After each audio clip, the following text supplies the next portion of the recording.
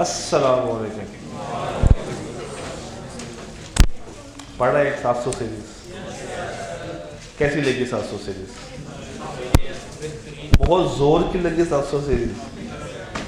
700 के अंदर पूरी एक अनमॉडिफाइड रिपोर्ट, उसको रटा लगाना।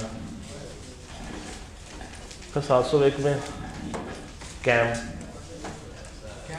उसको ड्राफ्ट करना। फिर 705 में मॉडिफिकेशन, उसको भी ड्राफ्ट करना। फिर 706 में थोड़ा सा रटा, उसको भी लिखना है। फिर 705 706 कंबाइन होकर भी आता है। फिर इसका एक और भाई भी है, वो आपने अभी तक शायद ना पढ़ा हो। आज 570 गोइंग कंसर्न, वो मंडे को कवर कर रहे होंगे। तो इसका मतलब है कि अब आप लोग मैच्योर हो गए। इसका मतलब है कि अब आप लोगों ने जो आसान एरियाज थे फिल वक्त, 11 बहुत आसान, 12 वावा आसान, 2 बहुत ही आसान, प्रिंसिपल्स बताने के बाद 13 उससे भी आसान हो गया, 1 वैसे ही आसान सा। इसका मतलब है कि असल काम तो आपने आज शुरू किया, इससे पहले तो आपके साथ शुगल हो रहा था। और शुगल में आपने around, if I am not mistakenly wrong, 25 से 30 नंबर का पोर्शन तो कवर कर चुके हैं। ये 5 चैप्टर्स जो हैं अप्रॉक्सीमेटली 25 से 30 नंबर के लिए टेस्ट हो सकते हैं।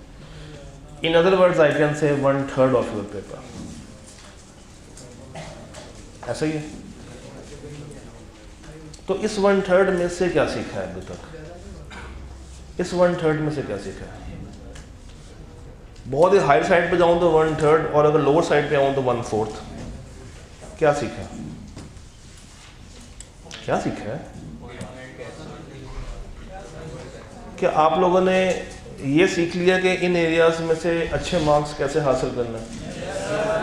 कैसे हासिल करना है? रटा लगा के। वो तो 11, 12 और 2 तो रटे से हो जाएगा। 13 में थोड़ा सा आपको एफर्ट डालनी पड़ेगी।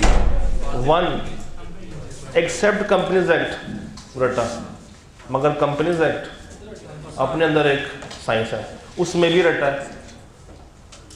तो मेरा ख्याल से अगर हम सिलेबस को 3 हिस्सों में डिवाइड करें तो यहाँ तक का जो 1/4 या 1/3 है वो रिलेटिवली आसान है as compare to other upcoming areas. Reports, फिर evidence, substantive, sampling, controls, fraud, risk, आगे की चीज़ें बनिस्बत मुश्किल है।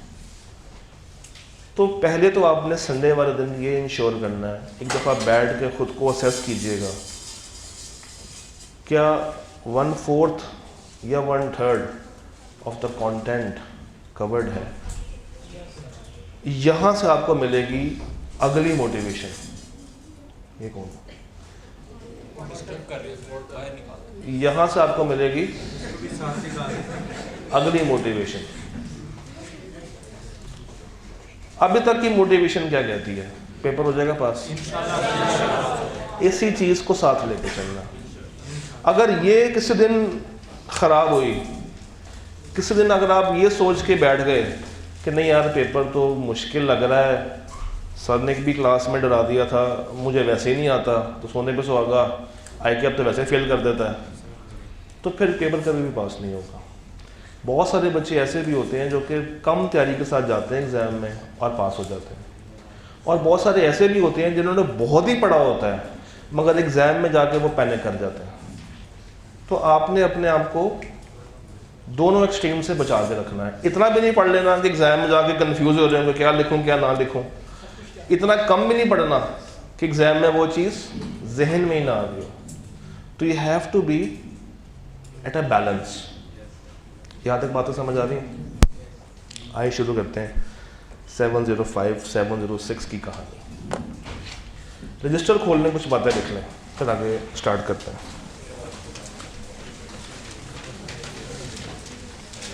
या रब्बुल आलमीन इन बच्चों को इस एरिया में हौसला, हिम्मत, ताकत और जज्बा और रहनुमाई फरमाना और इनके साथ साथ रहना कि ये एरिया एग्जाम में मिनिमम 15 नंबर के लिए तो आता ही आता।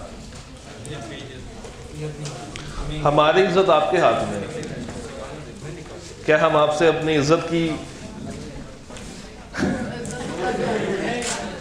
क्या आप हमारी इज्जत बचाएंगे या इज्जत लुटवाएंगे? चलिए लिखिए, लिखें लिखें लिखें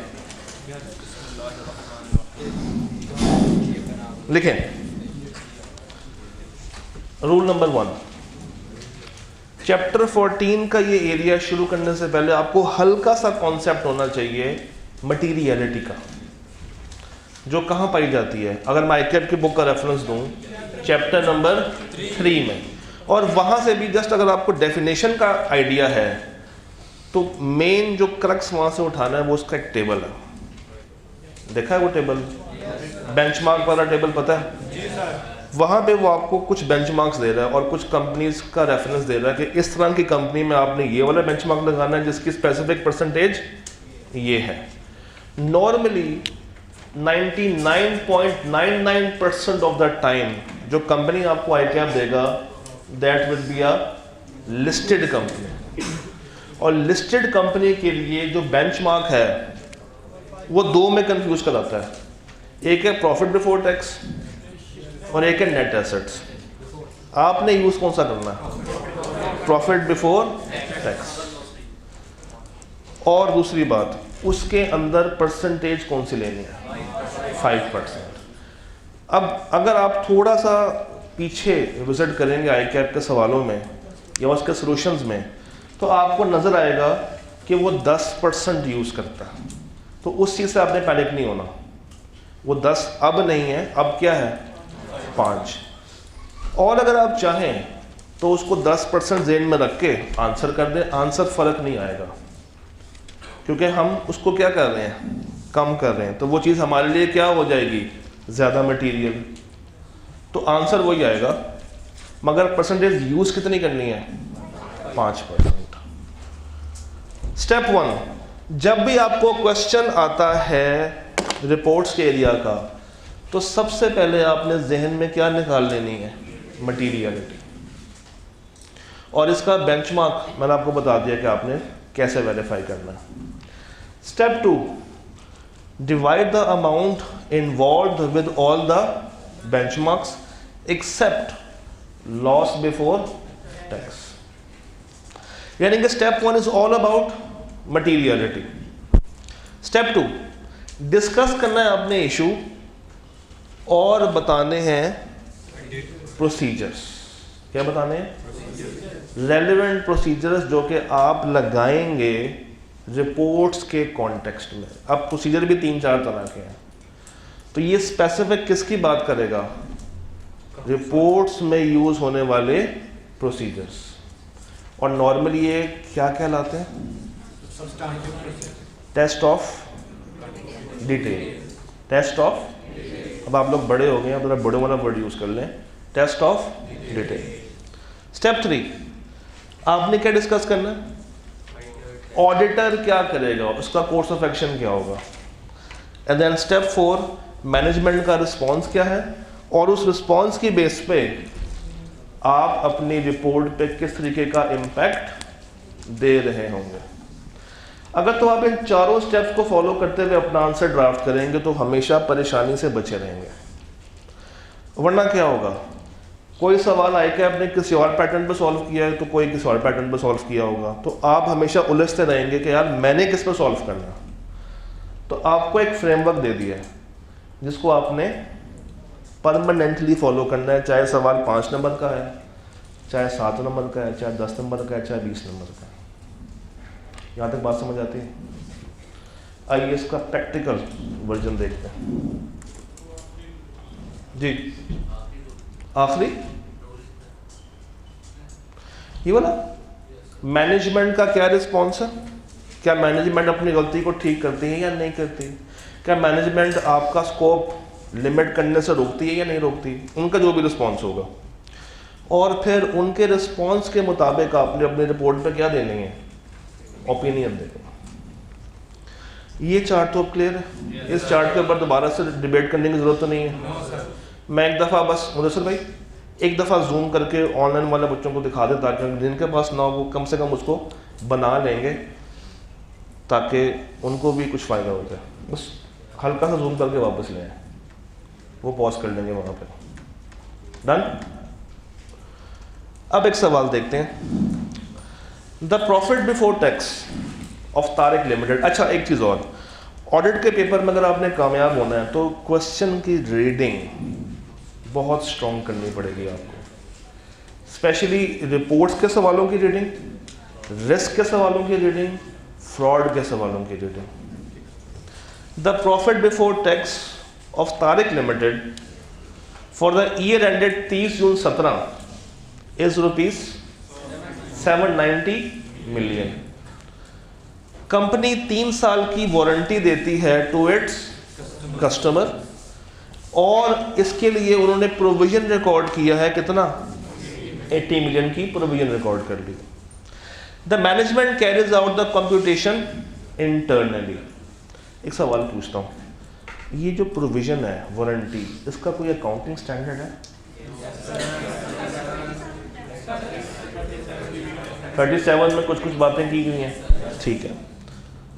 the process is complex and based on various, खुद ही से बता दें एक ऐसा कॉन्सेप्ट जिसके बारे में उन्होंने भी जजमेंट्स यूज़ किए हैं, उन्होंने भी अजम्पशंस ली हैं। बीइंग एन ऑडिटर मुझे भी क्या करना पड़ेगा उस एरिया में, और ऐसा एरिया जिस पे मैं खुद मुतमिन नहीं होता, ऑडिटिंग और अकाउंटिंग से हट के होने वाला एरिया, मैं किसकी हेल्प लूँगा? Therefore your firm has appointed an, after following all the necessary procedures for assessing the competence, capability and objectivity। सवाल ने बता दिया है कि एक्सपर्ट को लेकर डिस्कस करने ना बैठ जाना, ये ना हो कि तुम सारे नंबर उसी में पूरे करने की कोशिश करो और जो मेन थीम है उससे हट जाओ। ये सवाल है। स्टेप 1 क्या था?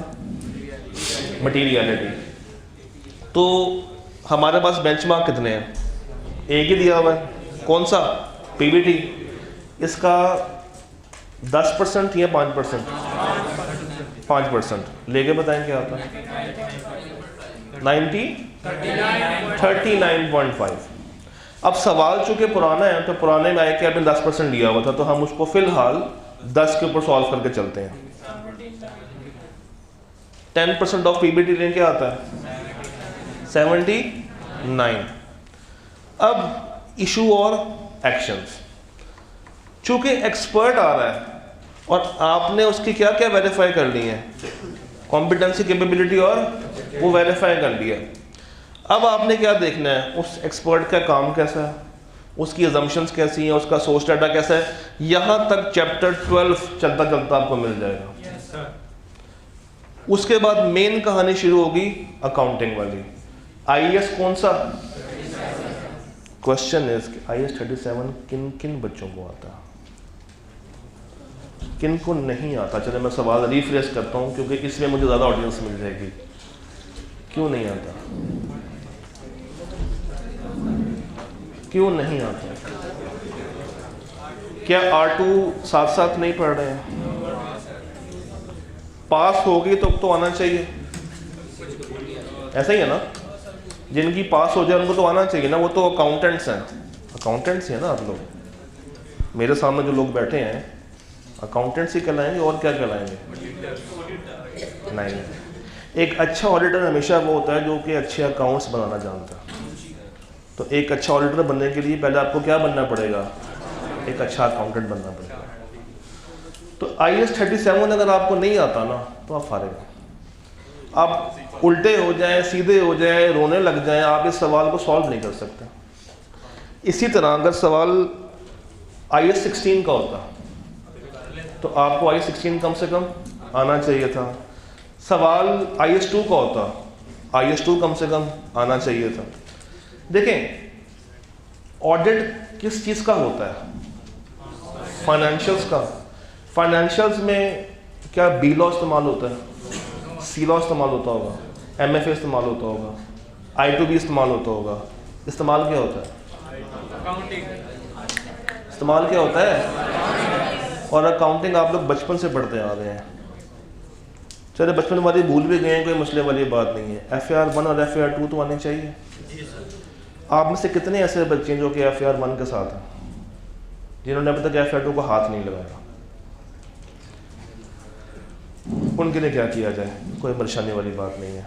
हर वो बच्चा जिसको अकाउंटिंग में इशू है, जिसको अकाउंटिंग नहीं आती या भूल चुकी है या सही से याद नहीं है, सवाल में आपको अकाउंटिंग करनी नहीं है, सवाल में आपको थोड़े से कॉन्सेप्ट्स पता होने चाहिए। जिस तरह एटलीस्ट ये पता हो कि IAS 37 में कंटिंजेंट लायबिलिटी होती है, ये पता हो कि IAS 16 में रीवैल्यूएशन है और रीवैल्यूएशन की एंट्री कैसे होती है, एक गेन होता है और एक लॉस होता है।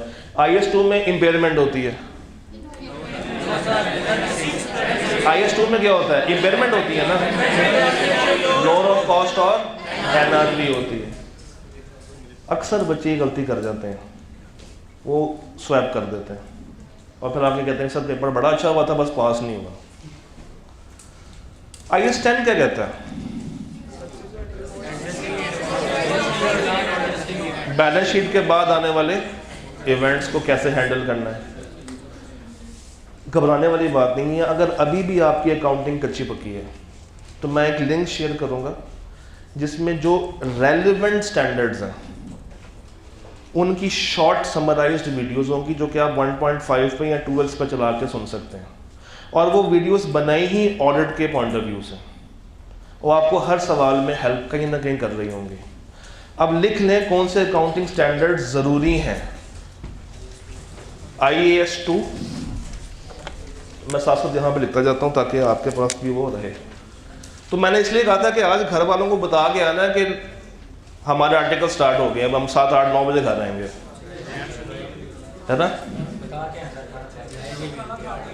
IAS 2, हाँ खाना खाना सारे तैयार है। IAS 2, IAS 10, IAS 8, IAS 37, IAS 16, IAS 36, 38 और कोई रह गया, 23, 21, यहाँ तक हो गया।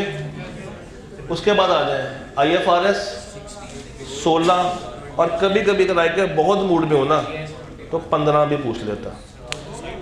ICAP ने अभी तक जो स्टैंडर्ड बिल्कुल सिरे से टेस्ट नहीं किया वो फाइनेंशियल इंस्ट्रूमेंट्स है, सिरे से टेस्ट नहीं किया और लगता भी नहीं कि वो कभी टेस्ट करेगा, क्योंकि उसको पता है जब एक बच्चे को IAS 16 से मारा जा सकता है तो उसको क्यों जहर दे, जब उसको चीनी खिला के मौत की आगोश में भेजा जा सकता है तो वो क्यों जहर के ऊपर अपने पैसे ज़ाया करे। इसमें से जो बहुत ज़रूरी स्टैंडर्ड्स हैं जिनके बगैर गुजारा ही नहीं है, बातें हो गई हैं, जिनके बिना बिल्कुल भी गुजारा नहीं है, जो कि अक्सर 90% टेस्ट हो रहे होते हैं, 2, 10, 8, 37, 16, 38, इसलिए मैंने इसका अलग ब्लॉक कर दिया था। जो इसके अलावा है lease, revenue, borrowing cost, IAS 21, ये रेलेवेंट जगहों पे इस्तेमाल होते हैं, मगर रिपोर्ट्स के अंदर ये अगर आपको स्टैंडर्ड्स के बारे में नॉलेज है और अगर आपको ये मैप क्लियर है, कौन सा मैप, ये मैप क्लियर है तो ज़िंदगी आसान है, फिर कोई मसला है ही नहीं। अकाउंटिंग अगर आती है, मटीरियलिटी निकालनी आती है और ये वाला मैप समझ आता है तो सब कुछ आपके लिए पॉसिबल है, फिर कुछ भी करना इम्पॉसिबल नहीं। अब जैसे इस सवाल में स्टैंडर्ड की इम्प्लीकेशन कौन सी है, 37 की। अब देखना ये है कि इन्होंने क्या कंप्यूट किया है, वारंटी की प्रोविजन, क्या वो IAS 37 के रूल्स के मुताबिक है या नहीं, और क्या ये प्रोविजन रिकॉर्ड होनी चाहिए या इसका डिस्क्लोजर बनना चाहिए। जैसे ये फैसला करना होता है आप लोगों को। तो इसका क्या बनेगा, मकबरा प्रोविजन क्या होती है, रिकॉर्ड हो रही होती है, फाइनेंशियल्स का पार्ट बन रही होती। तो अगर तो इन्होंने ये प्रोविज़न कितने की है, 80 मिलियन की, गलत कैलकुलेट की हुई है, और मेरा बेंचमार्क क्या है 79 मिलियन, और मिस स्टेटमेंट कितने की है 80 मिलियन की, मेरे बेंचमार्क को क्रॉस कर गई है, तो परवेसिव है,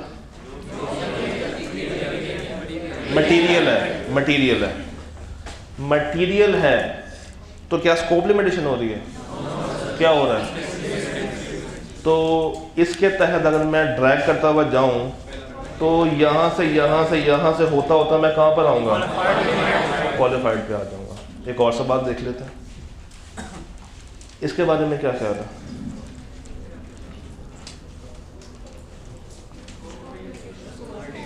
ये यहाँ पे क्या हो रहा है, अच्छा अक्सर क्या होगा स्कोप लिमिटेशन वाले सवालों में नॉर्मली आपको कोई अमाउंट, कोई फिगर नहीं दी होती। जब सवाल खामोश हो तो आपने खामोश नहीं रहना, फिर आपने उसके दोनों एंगल्स को डिस्कस करना। पहला एंगल क्या होता है, इफ मटेरियल, और दूसरा एंगल क्या होता है, इफ परवेसिव। मटेरियल है फिर क्या होगा, और परवेसिव है तो फिर क्या होगा। स्कोप लिमिटेशन हो, मटेरियल हो, क्वालिफाइड, स्कोप लिमिटेशन हो, परवेसिव हो, उससे पहले, अच्छा एक सेकेंड, ये क्या साइंस है, ये भी क्वालिफाइड, ये भी क्वालिफाइड, दोनों में क्या फर्क है, दोनों में क्या फर्क है। चले चले चले, मुझे पता आप सबको आता है, आप सारे दोस्तों बैठे हैं, I know for a fact. एक भाई को पकड़ते हैं जिन्होंने ब्लू कलर की कैप पहनी हो। गुड मॉर्निंग सर, ये वाली कौन सी होती है,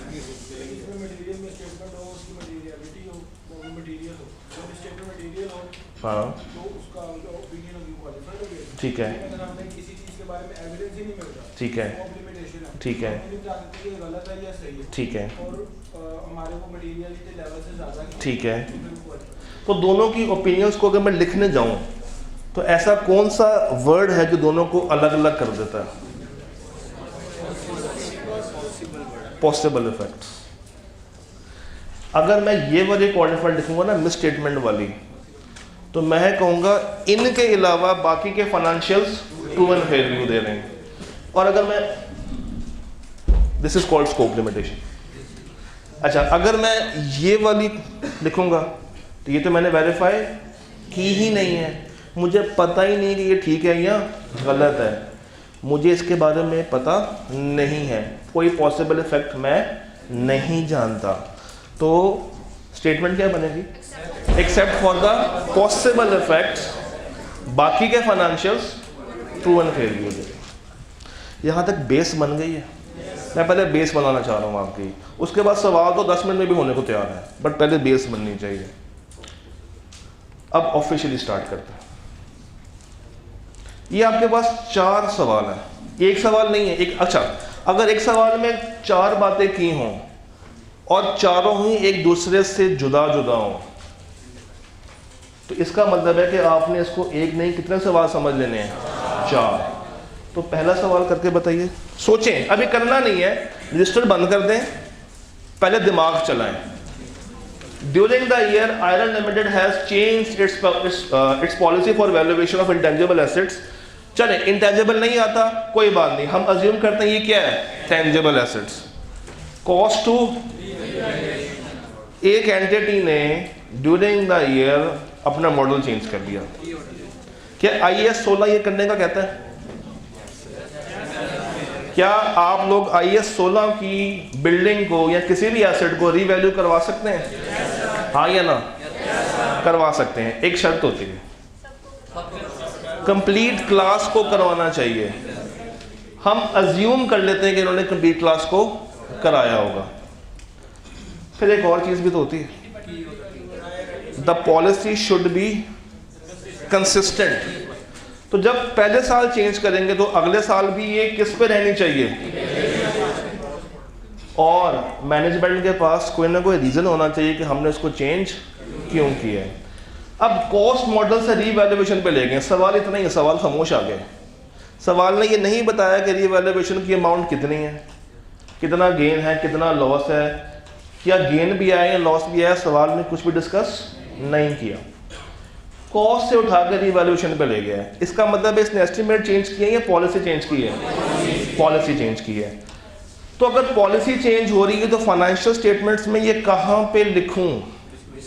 इसका क्या आएगा? डिस्क्लोजर आएगा।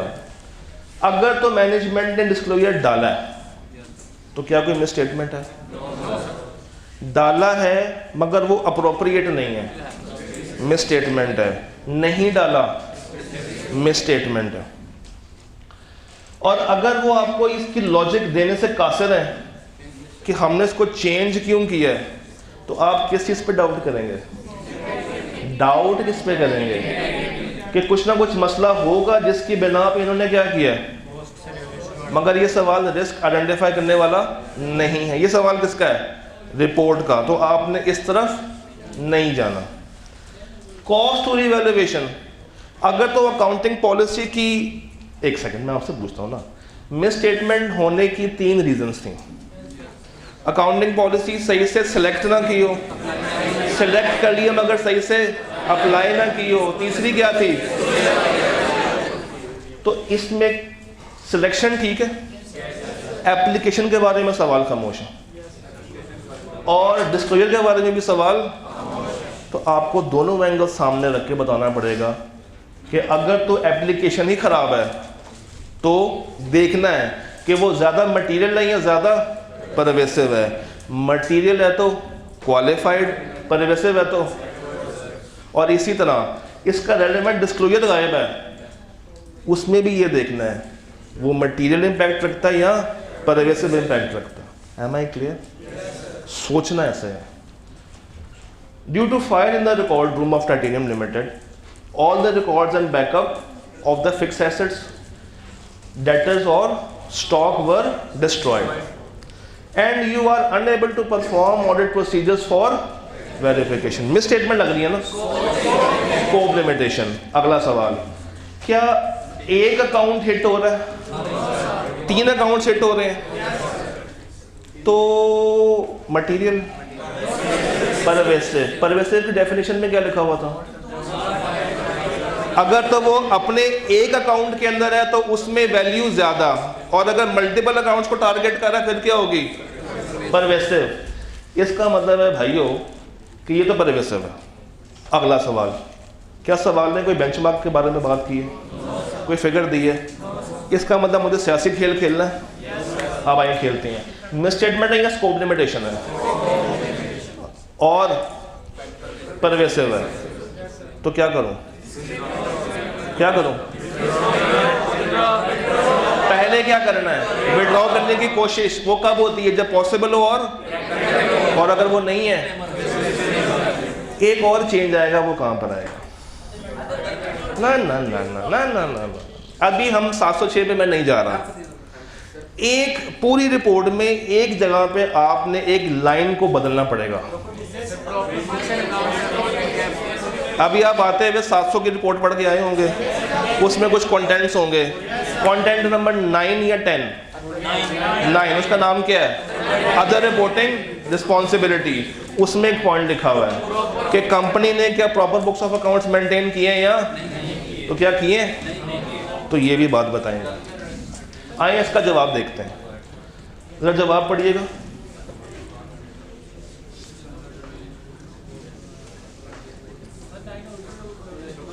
क्या डिस्क्लेमर वाला पॉइंट समझ आता है? अच्छा जी, ये जरा पढ़े। कोल लिमिटेड, ये क्या कह रहा है आपसे?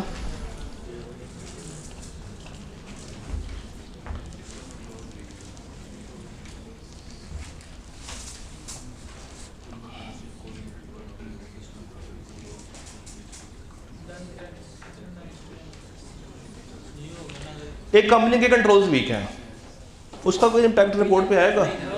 रिपोर्ट पे कोई इम्पैक्ट है? क्या मैंने कंट्रोल्स पे रिपोर्ट देनी है? क्यों? हम किस पे देते हैं? कंट्रोल्स पे। तो मगर क्या कंट्रोल्स की बेस पे मैं अपने सब्सटेंटिव को डिजाइन करता हूँ? स्ट्रॉन्ग कंट्रोल्स तो लेस, वीक कंट्रोल्स तो क्या इसकी बेस पे मैं अपना नेचर, टाइमिंग और एक्सटेंट डिजाइन कर सकता हूँ? मगर रिपोर्ट पे कोई इम्पैक्ट। चौथा पॉइंट पढ़ लें।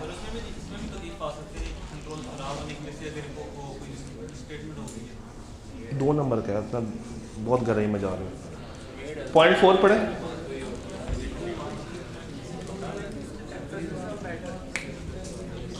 पॉइंट 4 पढ़ लिए? भूल जाएं, इसको रिवाइज करके बताता हूँ। एक कंपनी है, उस कंपनी के जो एसेट्स हैं उसमें प्रॉपर्टी प्लांट इक्विपमेंट आ रहा है 100 मिलियन का ईयर एंड पे। ईयर एंड के बाद आग लग गई, प्लांट डिस्ट्रॉय हो गया। डिस्ट्रॉय होने के बाद जो वैल्यू आई है प्लांट की, वो वैल्यू वर्कआउट होके सामने आ रही है 60 मिलियन। द क्वेश्चन इज, क्या ये एडजस्टिंग इवेंट है या नॉन एडजस्टिंग इवेंट है? कौन कौन कह रहा है नॉन एडजस्टिंग है?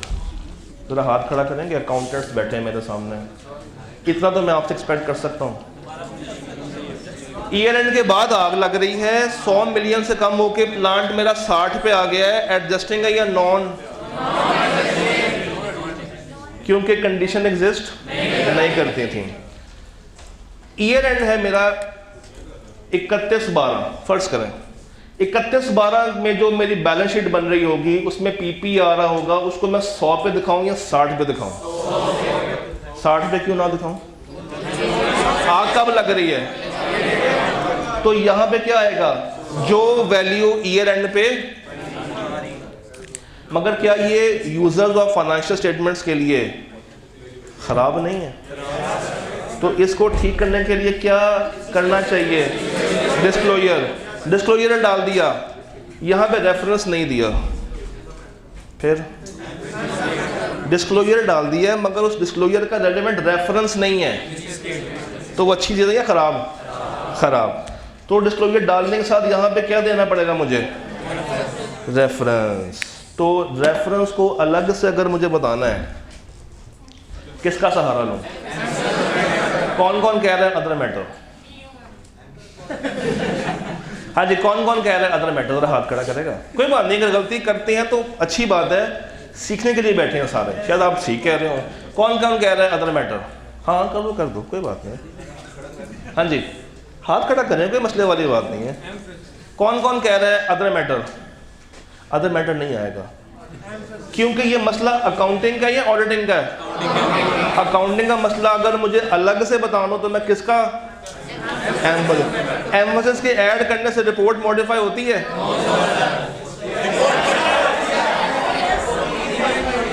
कोई बात नहीं, कसूर आपका नहीं है, हर बच्चे का। ये कसूर आपका नहीं है, हर बच्चे का होता है। अब सुन लें, आप लोगों ने अभी जब 700 में रिपोर्ट के कंटेंट्स पढ़े वो थे 11 ही पढ़ के आए हैं। कितने थे? 14। शुक्र है ये याद है कम से कम, ये नहीं भूले आप लोग। उन 14 कंटेंट्स में कहीं आपने EOMP देखा? कहीं आपने OMP देखा? नहीं। मगर ये दूर के कज़न है जो किसी भी टाइम रिपोर्ट में एंटर हो सकते हैं। और जब दूर के कज़न घर आते हैं तो तकलीफ क्या होती है? ज़्यादा। बंदा नाक मुंह मरोड़ता है, मरोड़ता कि नहीं मरोड़ता? तो रिपोर्ट क्या हो जाएगी? खराब। रिपोर्ट क्या हो जाएगी? मगर ओपिनियन खराब। मुंह पे आप अच्छे ही होंगे, हाँ जी क्या बात है, मेरा दूध का कज़न आया, अच्छी बात करेंगे ना, ओपिनियन अच्छी देंगे, मगर अंदर जाके पता नहीं की लैंड आ गया यार अच्छे, तो रिपोर्ट खराब मगर ओपिनियन। दोबारा पूछता हूँ, EOMP और OMP ऐड करने से ओपिनियन खराब होगी? रिपोर्ट खराब होगी? पक्की बात है? आप तो नहीं भूलेंगे, एग्जाम तक तो नहीं भूलेंगे ना? चल शुक्र। तो अब ये सवाल देखें, क्या हुआ? इतना मासूमाना सवाल।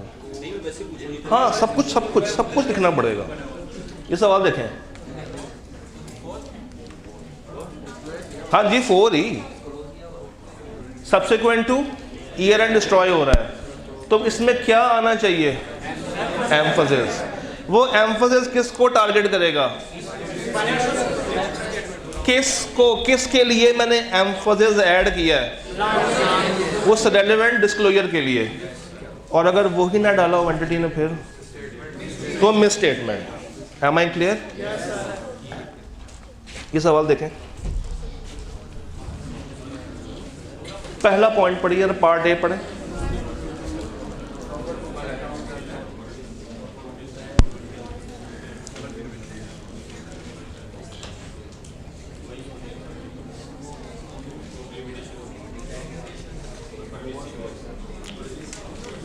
%20 टर्नओवर किस में आता है?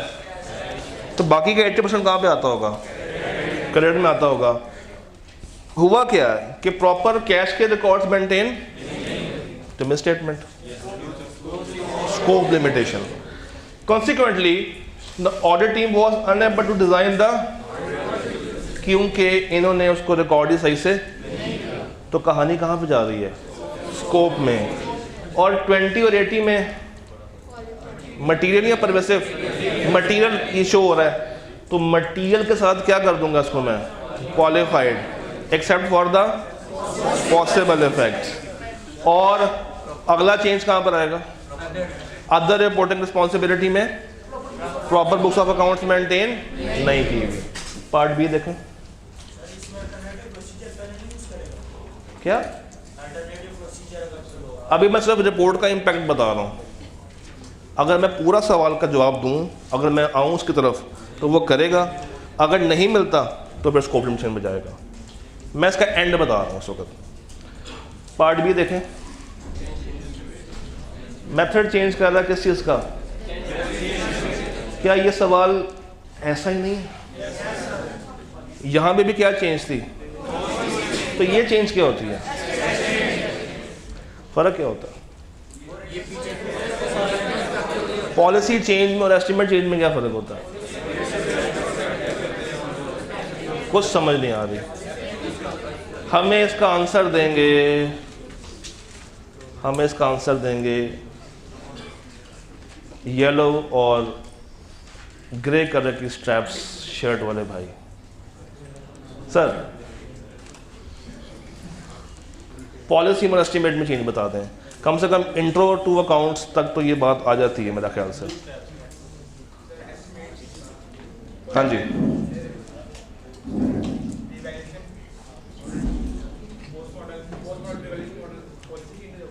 फ़र्क क्या होता है? आप एग्जांपल दे रहे हैं ना, वो तो हमें भी पता है, हमें फ़र्क पूछना आपसे। पॉलिसी में और एस्टिमेट में क्या चेंज का फ़र्क है? फ़र्क बताएं, डिफरेंस बताएं। आप सारे इम्प्लीकेशंस बता रहे हैं जी।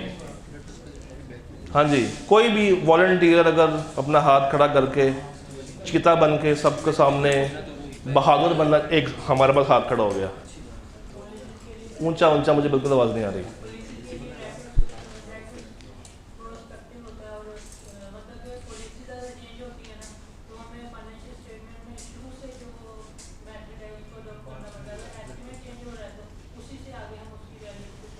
इम्प्लीकेशन बताइए ना, मैं मेन डिफरेंस पूछना चाह रहा हूँ।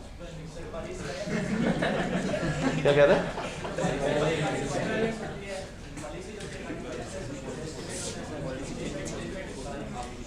अच्छा आप सुन लें, मैंने ये सवाल क्यों किया था आपसे।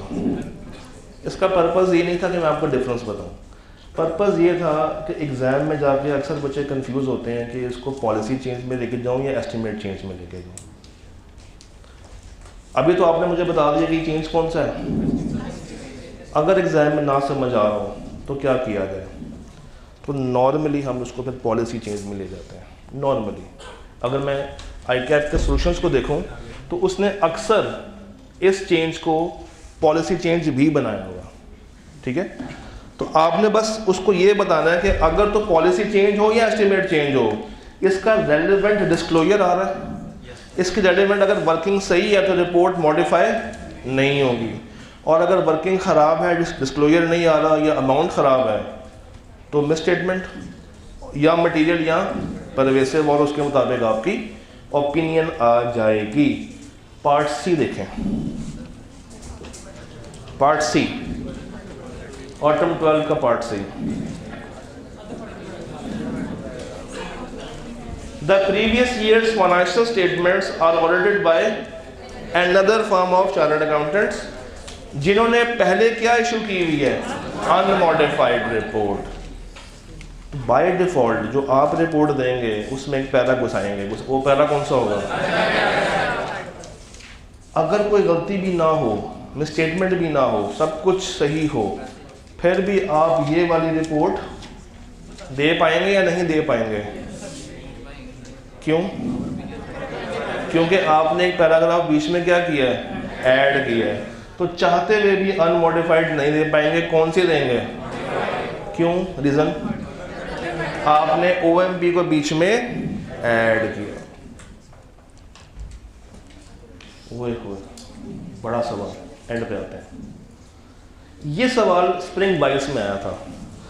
प्लीज़ रीड, किताबें बंद कर दें, रजिस्टर बंद कर दें, मुझे आपसे करवाना है, और ज़बानी करवाना, लिखने में जाएंगे तो बहुत टाइम लगेगा। ये सवाल देखें और सोचें कि इसका आंसर क्या बनेगा। अब चूंकि स्प्रिंग 22 में आया तो आपने वो 5% वाला पॉइंट यहाँ पर रखना है। सिर्फ सोचें और एक आंसर बनाने की कोशिश करें।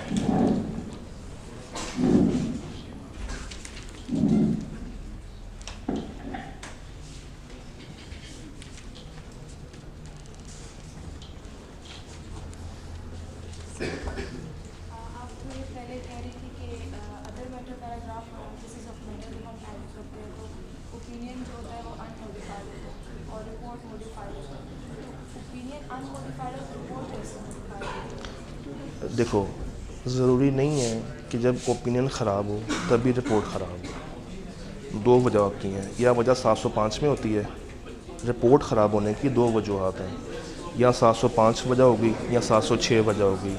705 कहती है ओपिनियन में मसला है, 706 कहता है कि अगर ओपिनियन ठीक है मगर तुम्हें इन दो में से कोई एक पैराग्राफ ऐड करना पड़ रहा है तो रिपोर्ट के जो कंटेंट्स हैं वो हिल जाते हैं, एक नया कंटेंट हम बीच में ऐड कर देते हैं, तो वो मॉडिफिकेशन है। बेसिकली वर्ड मॉडिफिकेशन क्या है? चेंज। जो आपने कंटेंट्स बनाए हैं उसमें एक नया पैरा ऐड कर दिया तो उससे चेंज आ गया, ये रीज़न है। हाँ जी जी जी, मैं करता हूँ आंसर, मैं सवाल से बात आता हूँ। हाँ जी, इसके बारे में क्या? PEL had implemented a new accounting software, standard IS 38 and tangible. Due to high pressure from the top management, जो इसकी implementation थी वो बहुत जल्दी में की गई है, which has resulted into numerous errors, बहुत ज़्यादा errors हैं। कहाँ पे? इन्वेंट्री में भी, पेएबल में भी, और तो एक अकाउंट हिट हो रहा है, कितने अकाउंट हिट हो रहे हैं? परवेसिव पे कहानी जा रही है। अभी देखते हैं आगे क्या करता है। PEL staff is still in the process of identifying and rectifying the deficiencies. The audit team has been unable to verify the balances through alternate means. अब वो कह रहे हैं कि alternate means से भी मुझे एविडेंस हासिल नहीं हो रहा। स्कोप लिमिटेशन, इन्वेंट्री, पेएबल और रिसीवेबल का जो बैलेंस है वो कितना है? 200, 150 और 100, तीनों को ऐड करें 450। किसका 5% लूँ? लेके बताएं क्या आ रहा है? 25 से ये कितना मसला है? 450, बहुत ऊपर नहीं चला गया तो परवेसिव है। पहले कोशिश करनी है किस चीज़ की? वो कब होता है? जब पॉसिबल हो और प्रैक्टिकेबल हो, और अगर वो नहीं हो पा रहा फिर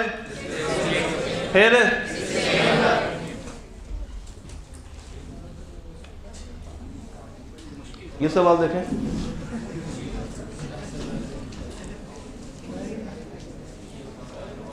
जी एक सेकंड जी सलाल भाई, एक सवाल था आपका।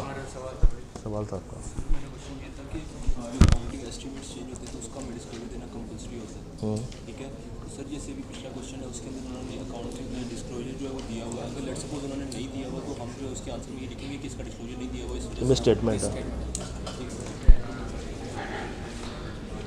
हाँ जी, सवाल पढ़ें जल्दी से।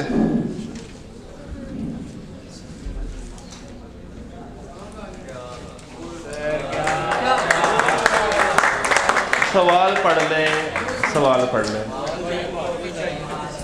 इसी बहाने कम से कम आप 2 घंटे तो कहीं नहीं ना जाएंगे। ये रिश्वत है जिसके हाथ में कप जी डेस्परेट जी, ये इसको रीड कर लें। चले चले बातें नहीं करनी, हम जिस मकसद के लिए इकट्ठे हुए हैं, हम जिस मकसद के लिए इकट्ठे हुए हैं वो सवाल देखें। मैं आपके पास ही आ रहा हूँ, सवाल रीड कर लें जल्दी से।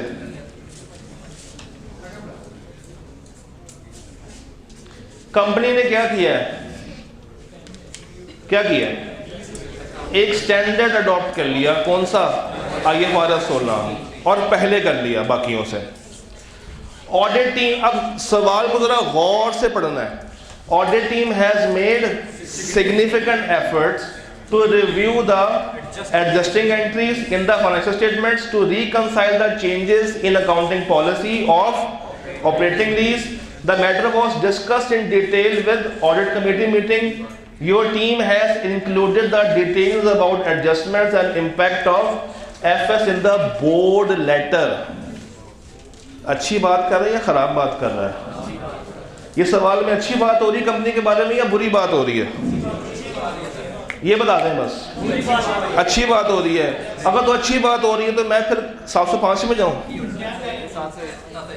मुझे क्या देना पड़ेगा? एक और पैराग्राफ होता है की ऑडिट। अब कैम क्यों आएगा? उसकी कुछ रीजंस हैं। कैम के कुछ फिल्टर्स होते हैं। पहला फिल्टर, ये कंपनी कौन सी है? दूसरा फिल्टर, क्या ये बोर्ड के साथ डिस्कस हुआ है?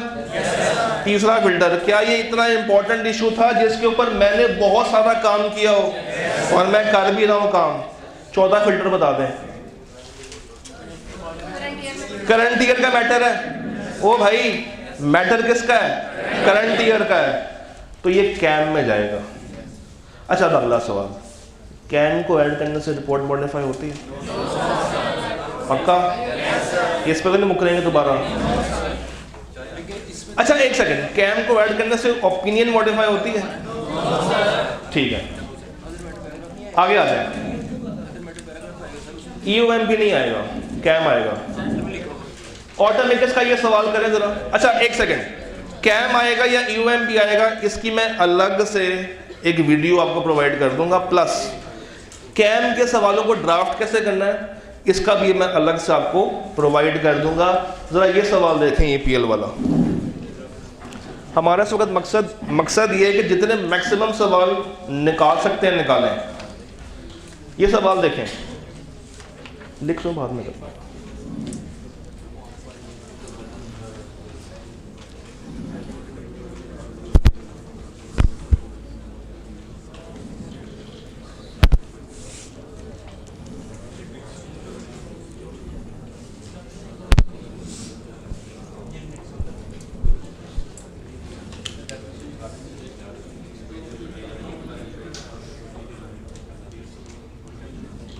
सवाल पढ़ लिए, जल्दी करें।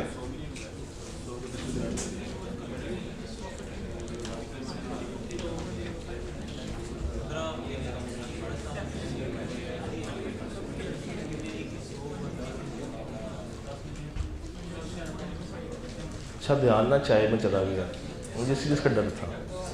अच्छा नजरें ना यहाँ पे हैं कि चाय कितनी रह गई है, नजरें सामने नहीं है कि सामने क्या हो रहा है। हाँ जी, मैं पढ़ देता हूँ। EPL नामी एक कंपनी है, सुन ले यार। EPL नामी कंपनी, उसका ईयर एंड क्या है? 30 जून 2000। इसको पहले हाईलाइट कर लें। एक CWIP है कितने का? 100 मिलियन का। ये क्या होता है? ये IS2 का होता है या IS 16 का होता है? अगर मैं इसको माइनस कर दूं फिर IS2 का, और अगर वर्ड कैपिटल ऐड कर दूं 16 का, वो कितने का है? 100 मिलियन। यानी कि एक बिल्डिंग अभी तामीर कर रहे हैं 100 मिलियन की, इसके ऊपर इतनी कॉस्ट लग चुकी है। और कहां पे क्लासिफाई करेंगे इसको? PPE में। Your team has observe that जो आखिरी कॉस्ट इनकर हुई है वो कब हुई थी? 30 अप्रैल को। यानी कि 30 अप्रैल को ये बिल्डिंग मुकम्मल बन के तैयार है। इसको कब से यूज किया है? IS 16 क्या कहता है? डेप्रिसिएशन कब से चार्ज करनी है? अवेलेबल टू यूज या पुट टू यूज? 30 अप्रैल या 1 अगस्त? 30 अप्रैल। हमारा ईयर एंड क्या है? कितने महीने हैं? 2। अमाउंट कितनी है? निकाल के बताएं कितनी डेप्रिसिएशन चार्ज नहीं की? 1.67। उन्होंने कहा कि भाई 1 अगस्त को हमने इस्तेमाल करना शुरू किया तो हम इसके अगेंस्ट कोई डेप्रिसिएशन चार्ज नहीं करेंगे। यूजफुल लाइफ उसने बताई कितनी है? 10 साल। द ड्राफ्ट FS में PBT कितना है? 150 को किससे मल्टीप्लाई करूं? 7 मिस स्टेटमेंट कितने की है? 1 क्रॉस कर रही है? मटेरियल है? परवेसिव है? इममटेरियल है? क्वालिफाई या ना करूं? मॉडिफाई करूं या ना करूं? पक्की बात है, बस यही लिख कर आएंगे। अगर तो देखो मिस स्टेटमेंट जब हम लोग निकालते हैं तो हम उसके 2 एंगल्स को चेक कर रहे होते हैं, इंडिविजुअल और एग्रीगेट। इंडिविजुअल तो हमारे सामने कि उसको क्रॉस नहीं कर रही। अगला सवाल, एग्रीगेट क्रॉस कर रही है या नहीं कर रही? सवाल ने डाटा नहीं बताया। सवाल ने ये नहीं बताया कि इसके अलावा मिस स्टेटमेंट्स कितने की हैं। अगर तो सवाल बता देता तो हम इसमें ऐड करते और वेरीफाई कर लेते कि क्या ये क्रॉस कर रही है या नहीं कर रही। तो चूंकि सवाल खामोश है तो आपने खामोश नहीं होना, आपने लिखना है कि बच्चा इममटीरियल में तो ये मिस स्टेटमेंट नहीं है, मगर एग्रीगेट को चेक करेंगे। अगर तो ये 7.5 का बेंचमार्क क्रॉस कर गया एग्रीगेट में तो मेरी रिपोर्ट क्या होगी? चाय पिला के भी सुस्ती है, क्या होगी? और अगर नहीं कर रहा,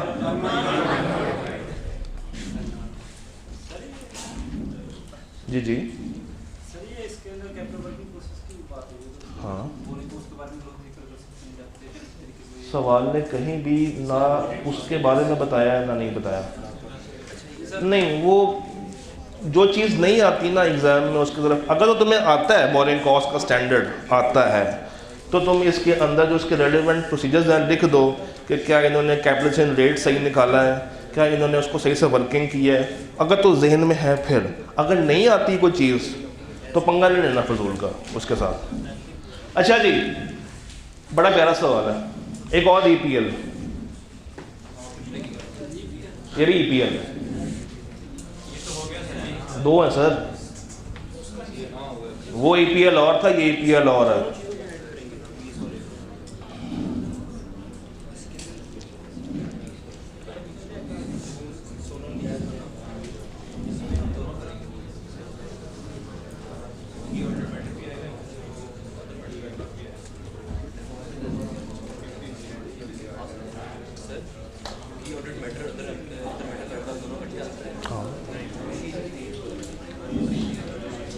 अच्छा जी, मैं पढ़ देता हूँ, आप लोग चाय में मसरूफ है मुझे पता है। EPL का ईयर एंड क्या है? 31 जनवरी 2000। उसके बैलेंस शीट में इन्वेंट्री आ रही कितने की? जो कि कब परचेज की थी? 1 जनवरी फॉर अ स्पेशलाइज्ड। इससे क्या डिफरेंस होगा? नहीं, अगर ये वर्ड लिखा हुआ तो उसकी कोई ना कोई रीजन होनी चाहिए ना, अदरवाइज आई कैप ना लिखता। कस्टमाइज्ड अगर कोई इन्वेंट्री हो तो वो किसके लिए बनती है? सिर्फ उस रेलेवेंट कस्टमर के लिए बनती है। इसका मतलब है कि अगर वो ना खरीदे तो ये इन्वेंट्री मार्केट में बिकेगी, तो इसलिए मुझे क्या रिकॉर्ड करना पड़ेगा? NRV। Due to sudden imposition of import restriction हम इसको बेच नहीं पाए। अब मुझे ये बताइए, वो PBT दे रहा है कितने का? 130 का। निकाल के बताएं क्या आता है? 6.5, 6.5। इन्वेंट्री की अमाउंट कितनी है?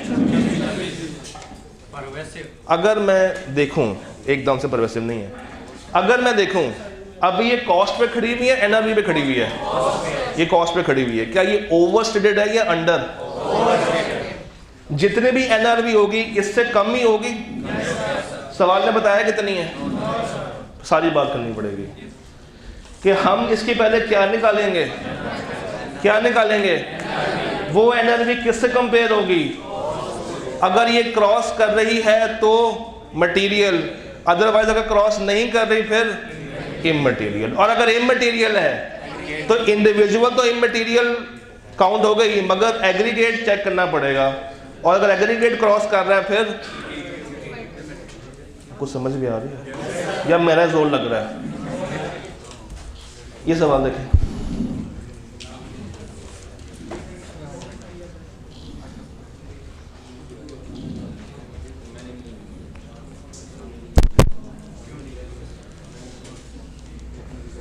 अच्छा ये 2 सवाल है, पहले आपने पार्ट 1 देखना है, उसके बाद पार्ट 2 करेंगे। पीबीटी सेम है 75 मिलियन।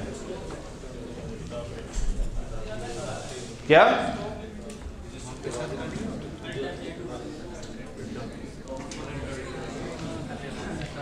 भाई कोविड आ गया, कोविड की वजह से वो आपको विजिट करने दे रहे हैं तो एकदम से रिपोर्ट खराब कर दूं, क्या कहूं उनसे, क्या कहूं उनसे, मुझे आवाज नहीं आ रही। चाय अभी तक चल रही है, चाय सबको डिस्ट्रीब्यूट हो रही है, मुझे कम से कम ऊंचा तो बोल के बता सकते हैं हम लोग। ऑल्टरनेट की तरफ जाना चाहिए। पहले उनसे पूछूं कि यार अगर तुम हमें इस डेट पे नहीं आने दे रहे तो बाद की डेट पे आने दो। अच्छा अगर वो मान जाएं कि आप बाद की डेट पे आ जाएं फिर क्या होगा, फिर हमें रिवर्स वर्किंग करके ओरिजिनल डेट पे आना पड़ेगा। आपको याद होगा इंट्रो में या पता नहीं FAR1 में आप लोगों ने सवाल किया होगा जिसमें ऑडिटर 10 दिन के बाद इन्वेंट्री काउंट करने के लिए जाता था और फिर वो सारी वर्किंग रिवर्स करता था। अच्छा अगर आपके पास कोई ऑल्टरनेट मीन्स भी नहीं है फिर स्कोप लिमिटेशन है, मटीरियल या परवेसिव, कैसे फैसला कर दिया। 75 का 5% लें, 3 पॉइंट इन्वेंट्री कितनी है, डबल से ऊपर चली गई, परवेसिव की तरफ कहानी जा रही है। अच्छा अगर सवाल में कंफ्यूज हो रहे हो, ना समझ आ रहा हो कि उसको मैं कैसे कंपेयर करूं, ना समझ आ रहा हो कि मटेरियल करूं या परवेसिव करूं, तो अच्छी बात क्या है दोनों लिखा है ताकि टेंशन ना हो। चले पार्ट 2 करें जरा।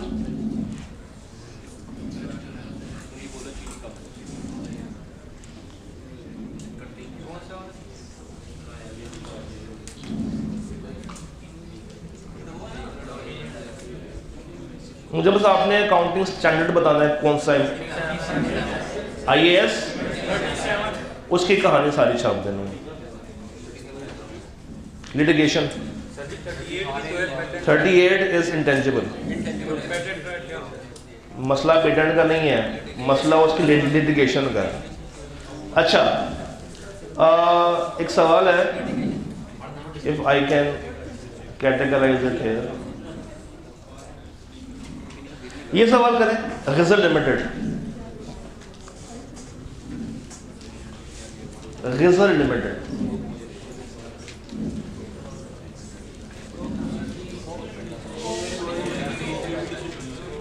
दस नंबर का सवाल है, जरा आंखें खोल के लीजिएगा। सवाल की लाइनें बेशक 3.5 है मगर इसमें गहराई बहुत है। सुकून से करें, चाहे कि 10 सिप लें, हर सिप पे इसको सोचें। बहुत इंपॉर्टेंट क्वेश्चन है, 3.5 लाइन में वो घुमाएगा आपको बार बार, आराम से कर लें उसको।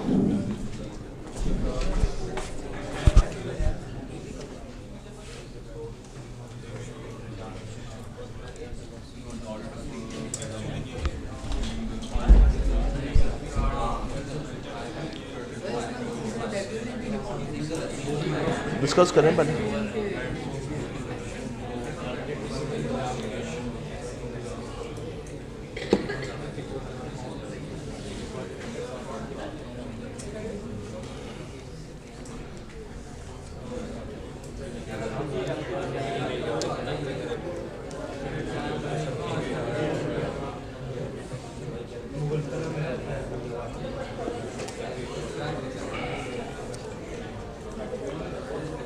चलिए एक काम करें, जो जो जहन में आ रहा है ना पॉइंट्स में लिखते जाएं ज़रा रजिस्टर के ऊपर, ताकि आप भूलें ना बाद में कि आपने क्या सोचा था।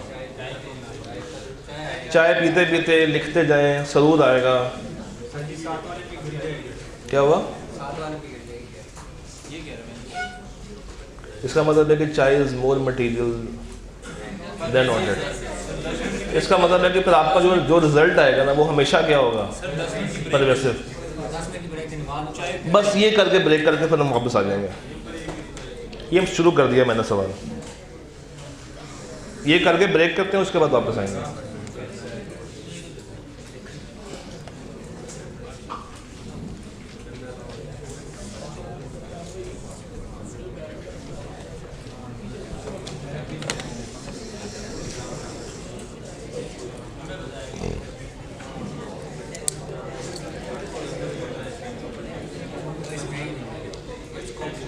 तुम लोग तो मौजों में रहे हो, तुम लोग तो मौजों में रहे हो ना। परसों भी चाय बिस्किट के साथ और आज भी चाय। आज की वीडियो लाजमी देखनी है।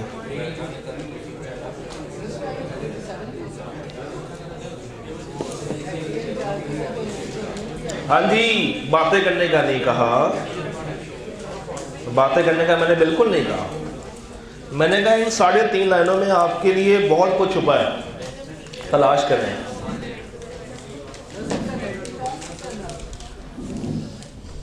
मैं तो 10 मिनट के 5 मिनट के बाद ही बताऊंगा।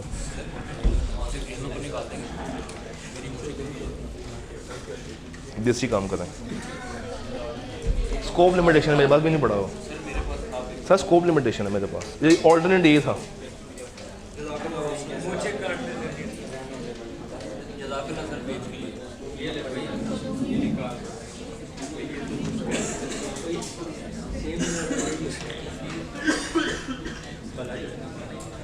और पियो।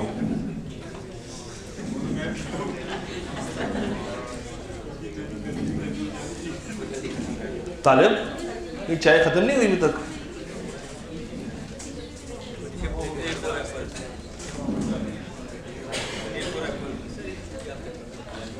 हाँ जी, शुरू करें। यू आर द ऑडिटर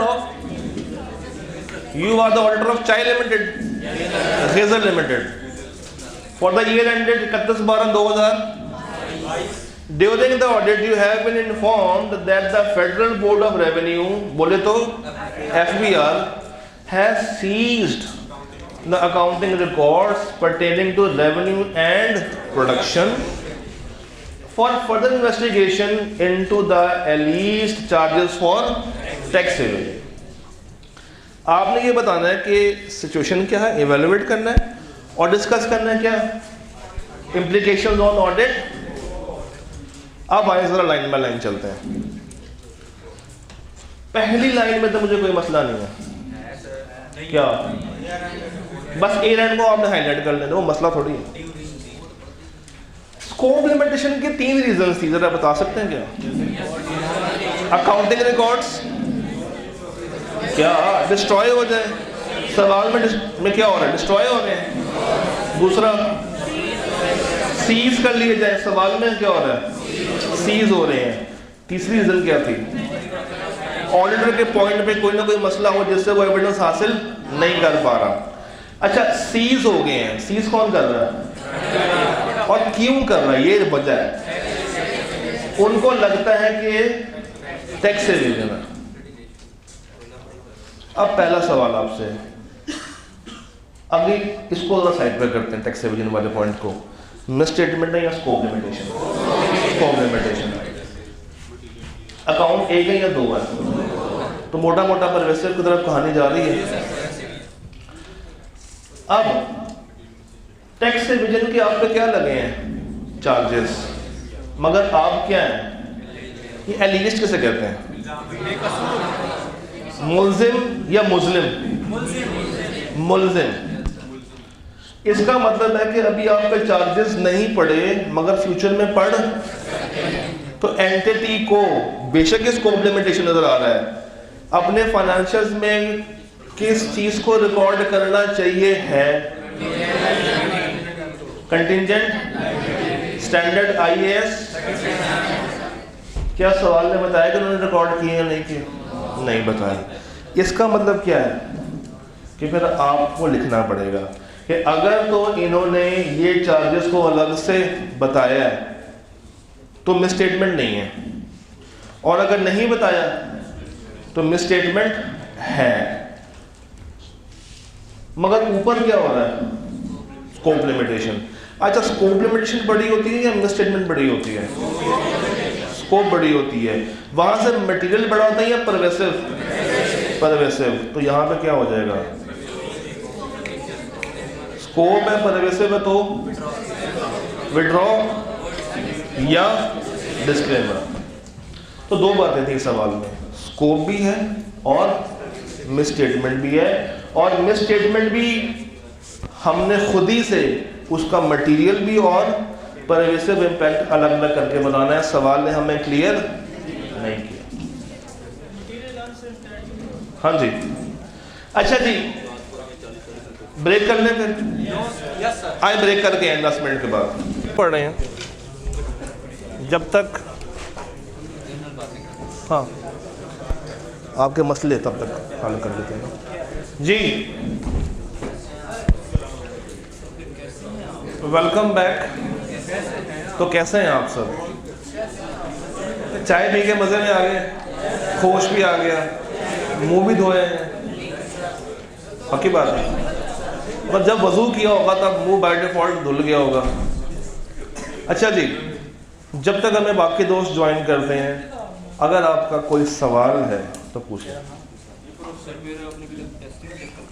आपका टेस्ट चेक हो गया। मैं कल फुल डे आपको तलाश कर रहा हूँ कि आप कहाँ पे पाए जाएंगे। आप कल मुझे नहीं मिले तो ये गलती मेरी है जब आप मुझसे लेने नहीं आए। तैयार पड़ा हुआ टेस्ट मार्क आपका मेरे रूम में पड़ा हुआ जी। कोई सवाल, कोई मसला, कोई परेशानी? यहाँ तक चीज़ें क्लियर हैं? अगर आपके पास सवाल नहीं तो मैं सवाल करूँगा फिर आपसे। हाँ जी,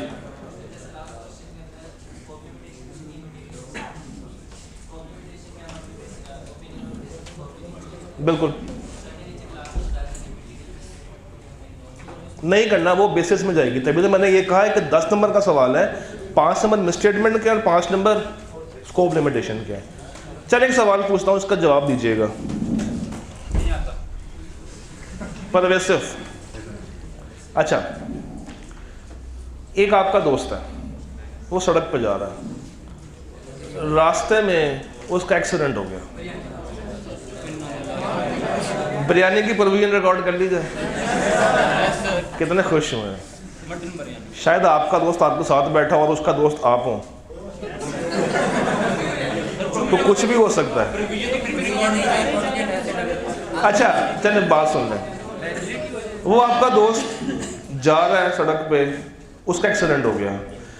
एक्सीडेंट होने से क्या हुआ, एक उसकी आंख ज़ाया हो गई और उसको कमर पे चोटें हैं। आंख का ज़ाया होना और कमर पे चोट आने में मुझे बताइए परवेसिव क्या है? आंख का ज़ाया होना परवेसिव है। मगर क्या मैं जो कमर पे चोटें आई उसको सिरे से भूल जाऊं? नहीं। जब मैं इसके घर वालों को कॉल करके बताऊंगा कि आंटी आपके बेटे का एक्सीडेंट हुआ है, तो क्या दोनों बातें बताऊंगा या एक बात बताऊंगा? मगर मेरा जोर किस पे होगा? अब इसी पॉइंट को समझिएगा। अगर एक रिपोर्ट में परवेसिव वाला मसला भी हो और मटेरियल मसला भी हो, तो रिपोर्ट किस पे बनेगी? परवेसिव पे बनेगी। मगर हमने मटेरियल वाली बात को इग्नोर, वो कहाँ पे लिखेंगे? बेसिस फॉर ओपिनियन के अंदर। बस ये बात बतानी थी। दूसरी चीज़ सुन लें, ICAP ना एक नई कहानी भी करा रहा है आजकल रिपोर्ट्स के सवाल में। वो कहता है कि ठीक है, तो आपको पता है कि रिपोर्ट पे क्या क्या इम्प्लीकेशन है, मैं उसमें इंटरेस्टेड नहीं हूँ, भाड़ में जाओ तुम लोग सारे। दो बातें बता दो। पहली बात, मुझे बेसिस ड्राफ्ट करके दे दो, मुझे बेसिस फॉर ओपिनियन ड्राफ्ट करके दे दो, तो वो लिखनी आनी चाहिए। दूसरी चीज़, चेंजेस कहाँ कहाँ पे आएंगी रिपोर्ट के अंदर? आफ्टर मॉडिफिकेशन क्या क्या चेंज आएगी और कहाँ कहाँ पे चेंज आएगी? अब रिपोर्ट के 11 कंटेंट्स थे ना, 14 कंटेंट्स थे। तो टाइटल में चेंज आएगी, एड्रेस में चेंज आएगी, ओपिनियन में चेंज आएगी। क्या पहले लिखा था अनमॉडिफाइड ओपिनियन, अब जो ओपिनियन दे रहे हैं खाली मॉडिफाइड नहीं आएगा, या क्वालिफाइड दे तो क्वालिफाइड ओपिनियन, एडवर्स दे रहे हैं तो डिस्क्लेमर दे रहे हैं तो डिस्क्लेमर ऑफ बेसिस में चेंज आएगी।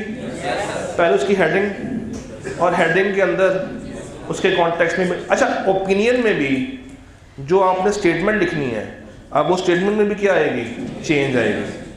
अच्छा, 5वां पैराग्राफ का नाम क्या था, मैनेजमेंट की। मैं बीच में 3 बातें खा तो नहीं गया, कहीं खा गया हूँ। उन तीनों का हमने एक स्पेशल नाम देते हैं, स्पेशल एरिया। उसमें कौन कौन से आते हैं, गोइंग कंसर्न, कैम और अदर इंफॉर्मेशन। इसको ज़रा फिलहाल साइड पर फेंकते हैं, इसको मैं बाद में आऊँगा इसकी तरफ। मैनेजमेंट रिस्पॉन्सिबिलिटी में कोई चेंज आनी चाहिए, ऑडिटर की चेंज एक जगह पे चेंज आएगी जब आप ओपिनियन ख़राब करते हैं, वो किताब में लिखा हुआ है। अच्छा, 9वां क्या था, अदर रिपोर्टिंग रिस्पॉन्सिबिलिटी। उसमें चेंज आ सकती है कभी कभी आए क्या वो। अच्छा, उसमें ना 4 बातें हैं। 9वां, चलिए 10वां कर लें। 10वें के अंदर भी 4 बातें हैं। पहला प्रॉपर बुक्स ऑफ अकाउंट्स, दूसरा एक्सपेंडिचर इन्वेस्टमेंट्स वाले पॉइंट, तीसरा ज़कात, एक और है हाँ टाइटल वाला। अच्छा, 4 बातें हैं। इन 4 में से 2 को अक्सर वो तंग करता है। एक ज़कात वाले पॉइंट को छेड़ सकता है और दूसरा प्रॉपर बुक्स ऑफ अकाउंट्स, ठीक है। उसके बाद क्या आता है, 11वां एलिमेंट कौन सा है,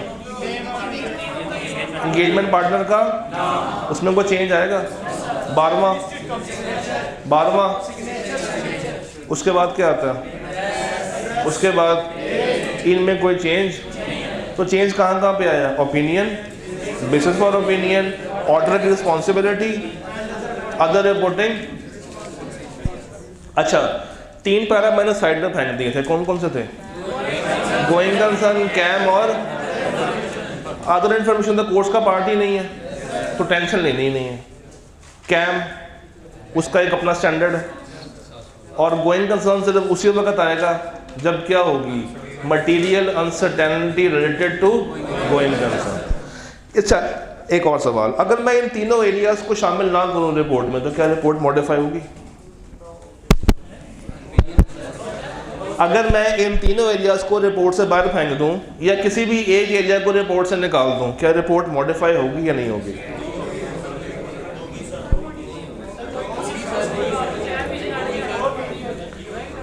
क्या कैम हर रिपोर्ट में आता है?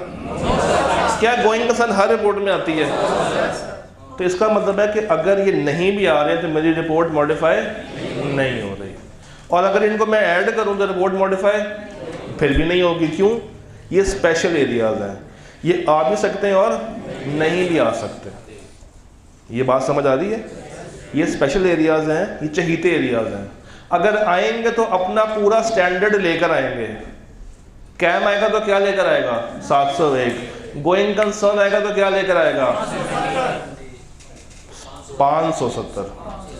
और दूसरा वाला कौन सा है, 720, वो आपके कोर्स का पार्ट नहीं है। अगला सवाल, डिस्क्लेमर के साथ कैम आएगा, इस बात पे कायम रहना है। तो कैम क्या एडवर्ड्स के साथ आ सकता है, क्वालिफाइड के साथ आ सकता है। एक रिपोर्ट में क्या कैम, ईओएमपी, ओएमपी तीनों आ सकते हैं। तो पहले कौन सा आएगा, पहले कौन सा आएगा, बाद में कौन सा आएगा और एंड पे कौन सा आएगा? ये डिपेंड करेगा ऑर्डर ऑफ सिग्निफिकेंस या ऑर्डर ऑफ इंपॉर्टेंस के ऊपर, ये जजमेंट पे बेस करेगा। यहाँ तक बात क्लियर है? ये एक्सपेक्टेशन गैप क्या होता है? जो वो समझते हैं और जो एक्चुअल में होता है उसका डिफरेंस। अगर आईकेएल आपसे कहता है कि इसको डिफाइन करने के साथ साथ कुछ इसकी एग्जांपल्स भी दे दें, तो वो क्या है, इनहेरेंट लिमिटेशंस। वो क्या है? Inherent limitations. अच्छा, एक और एरिया है,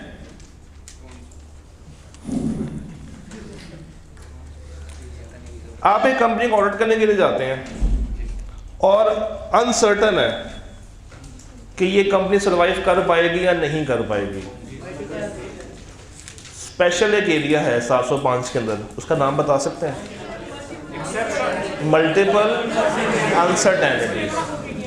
भाई अच्छा जलसे में है वो। अच्छा, तो अगर आप एक ऑडिट में पहुंचे हैं और आपको डाउट है कि ये एंटिटी सर्वाइव कर रही है या सर्वाइव नहीं कर रही, अच्छी बात करेंगे तब भी फंसेंगे, बुरी बात करेंगे तब भी फंसेंगे, तो यहाँ भी स्टैंडर्ड कहता है कि आपने कुछ नहीं करना, सिर्फ क्या दे देना है और खामोशी से भाग जाना है ताकि आप पे ब्लेम ना आए। ओके, हुक्म नहीं, इसमें सिर्फ हम भागने की करेंगे। अच्छा, कैम और ईओएमपी में क्या क्या फ़र्क है? एक तो वीडियो मैं दे दूंगा, वो तो अलग है, बट मैं आपसे भी पूछना चाहूँगा कैम, अच्छा आज तक ICAP ने ये सवाल नहीं पूछा इन दोनों में डिफरेंस का, मगर कभी भी आ सकता है, मौक में आ सकता है। तो कैम के स्पेलिंग KAM और EOMP के स्पेलिंग EOMP, पहला डिफरेंस ये हो गया। कैम में 3 वर्ड्स हैं, EOMP में 4 वर्ड्स हैं। उसके बाद कैम में तीनों कैपिटल आते हैं और EOMP में E कैपिटल है, बाकी 3 स्मॉल हैं। 3 डिफरेंस ये लिखकर आएंगे, ये लिखकर आएंगे, आप बता दें। कैम जो है वो हर कंपनी के लिए होता है, सिर्फ किसके लिए होता है? और EOMP वो हर कंपनी के लिए होता है। कैम का अपना एक ज़ाती स्टैंडर्ड, उसका नाम क्या है? 701। और EOMP के लिए कौन सा है? 700। इन दोनों में से करंट पे लाजमी कौन सा है? और EOMP हम करंट और फ्यूचर या पास्ट के ऊपर भी दे सकते हैं। इनमें से किसको ऐड करूं तो रिपोर्ट खराब होती है? EOMP को। यहां तक क्लियर है? चलें अब आगे आते हैं। ये सवाल एक आपके सामने है, सोचें इस सवाल पे क्या होगा।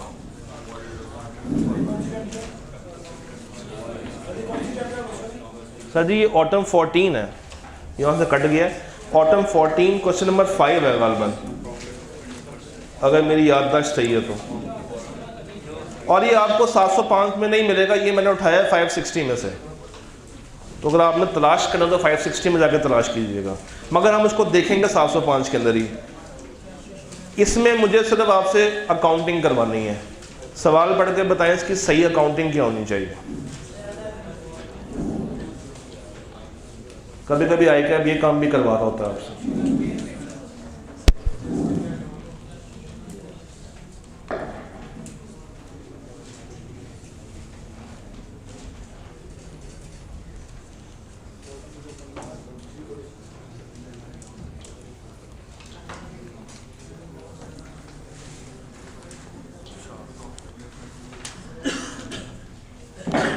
बचपन में पढ़ी हुई QM याद आएगी आपका सवाल।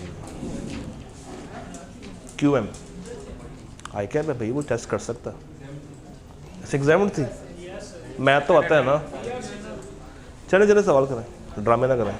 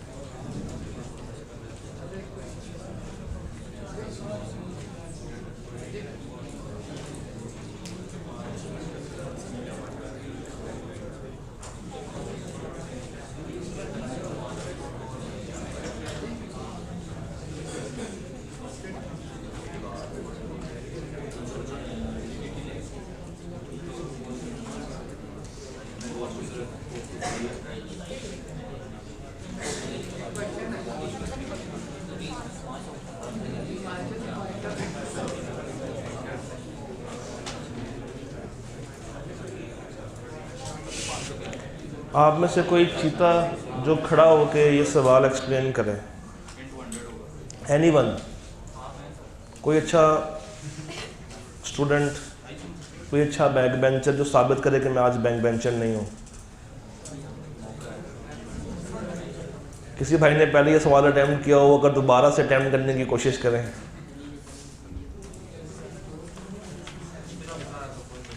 हैं?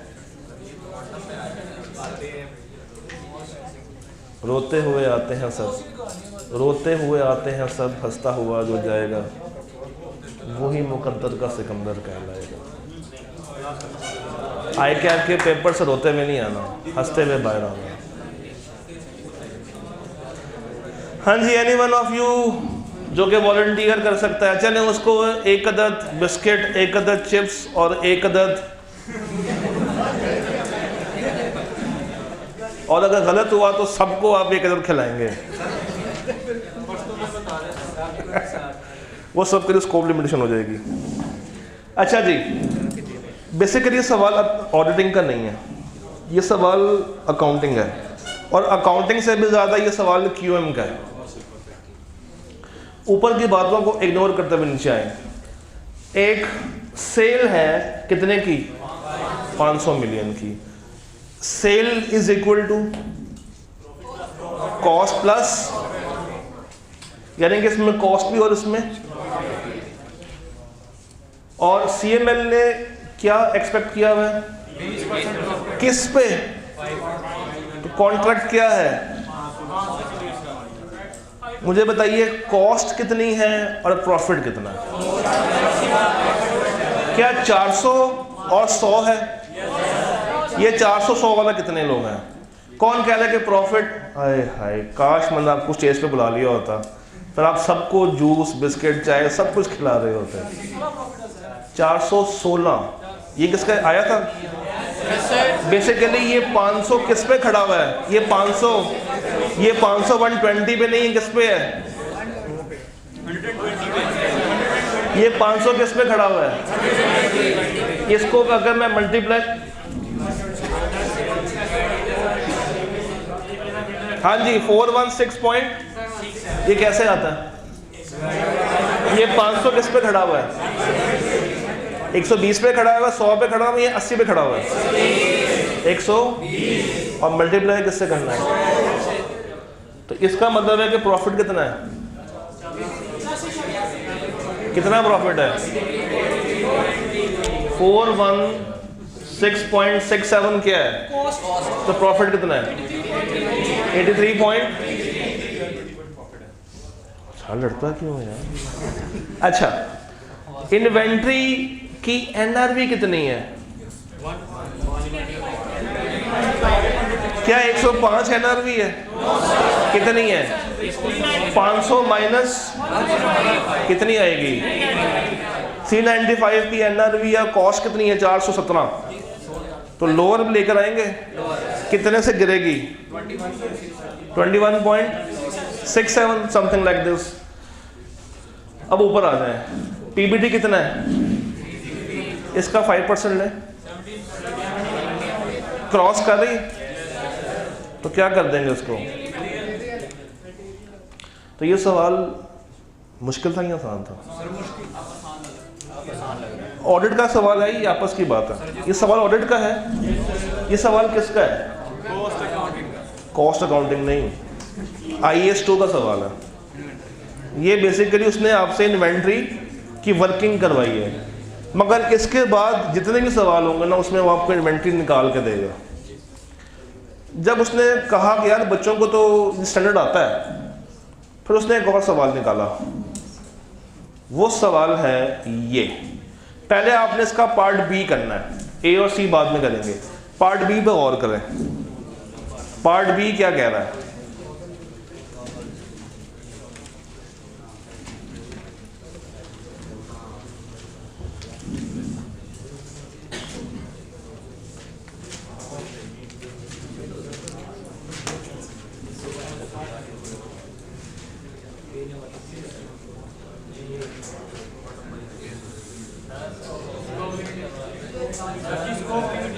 पार्ट बी ये पता नहीं क्यों आ रहा है, हालांकि इससे पहले बिलो में नहीं था। मैं यहीं पे खड़ा हो जाता हूँ ताकि इसको मसला ना है ज़्यादा। यार आप लोग इसे देंगे तो हम पैसे ही दे देंगे इस बेचारे को। चले चले जल्दी करें।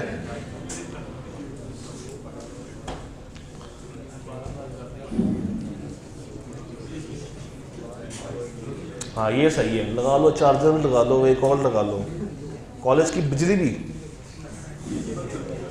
हाँ जी, पावर जनरेशन सुन लें यार, सुन लें। PGL power generation limited has used the fuel price at 30 June to value its closing fuel inventory. जो वैल्यू आई है वो इंक्रीज हो गई है 500 से 750। PBT कितना है? बस ये सवाल है। चले 2000 का 5% लें, 100। इन्वेंट्री लोअर ऑफ कॉस्ट, और क्या कभी एनर्जी बढ़ती है? यहाँ पे क्या हो रहा है? 500 से बढ़ के तो हमें लेना क्या, 750 या 500? तो ये इसका इंक्रीज हमने काउंट, मगर उन्होंने कर लिया है। उन्होंने अपनी इन्वेंट्री को क्या कर लिया है? इन्वेंट्री रीवैल्यू नहीं होती। तो जो 250 का उन्होंने प्लस किया, इसका मतलब है कि इन्वेंट्री क्या है? Over stated. इसका क्या आया था? कितने से ओवर स्टेटेड है? 150 से। 250 से तो है ना, इससे कितना ऊपर है? 150 ऊपर है। पर वैसे उसका कोई फील आ रही है? फील आ रही है ना? तो आई क्या में दोनों पासे दिक्कत आनी है, अपनी फील पे नहीं जाना। क्या बस सवाल क्यों बनाया है? Consequently the value of fuel inventory has been increased from।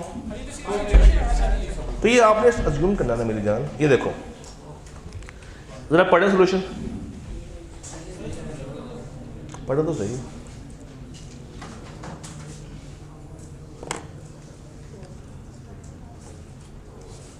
अब देखिए आपके दिमाग में क्या आया था?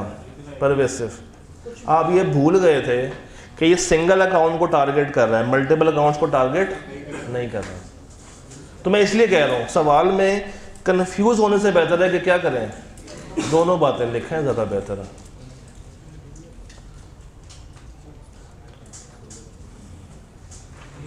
यार बहुत तंग कर रहा है।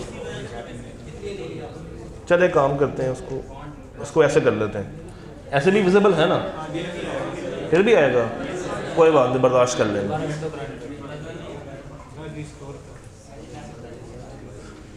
हाँ जी जवाब पढ़ें। अच्छा मुझे बताएं, क्वालिफाइड रिपोर्ट अगर हो तो कैम आएगा? कैम आ सकता है, सॉरी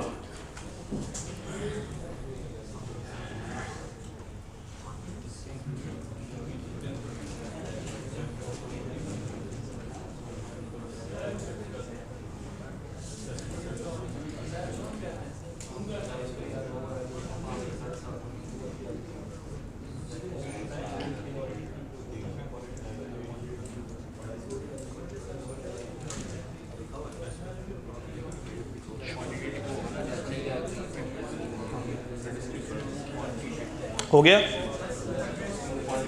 अच्छा जी अगला पार्ट 1 पढ़े। पार्ट 1 देखें।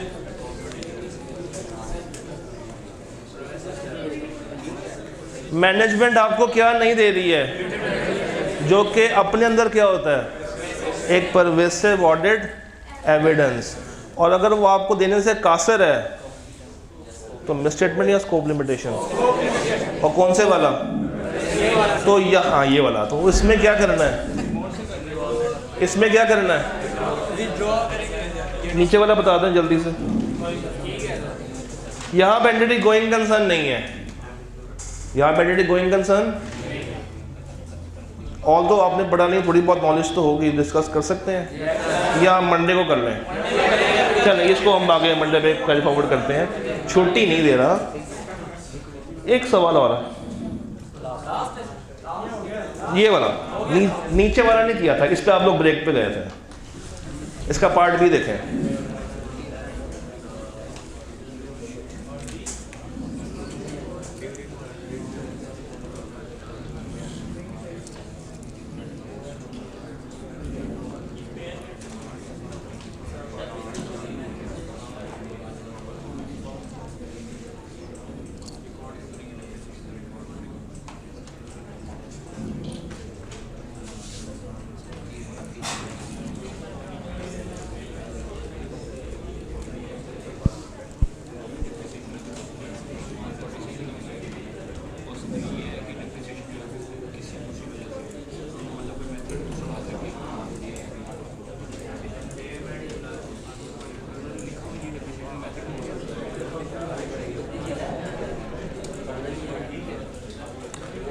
कंपनी का नाम क्या है, पीबीटी कितना है, ले 5%।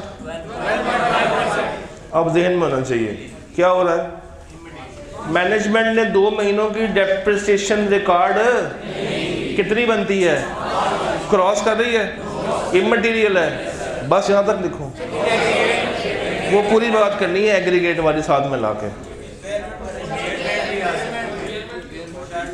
हाँ इम्पेयरमेंट वाला कॉन्सेप्ट भी यहाँ पर आएगा क्योंकि वो शट डाउन हो रहा है। तो यहाँ पे फिर आपको इम्पेयरमेंट पे देखना पड़ेगा कि एंटिटी ने इम्पेयरमेंट के ऊपर काम शाम किया या नहीं किया। अगर नहीं किया हुआ तो ये भी अलग से क्या है, मिसस्टेटमेंट। अच्छा अगर एक रिपोर्ट हो और दोनों ही मिसस्टेटमेंट्स हो और दोनों ही मटेरियल हो तो किसके ऊपर रख के रिपोर्ट दूँ, दोनों को क्या कर लेंगे। तो वहां पे कंपेयर नहीं करना, वहां पे क्या कर लेना है। अच्छा जी अभी तो ब्रेक दे के आए हैं, अभी तो आधा घंटा पड़ा हुआ है। हाँ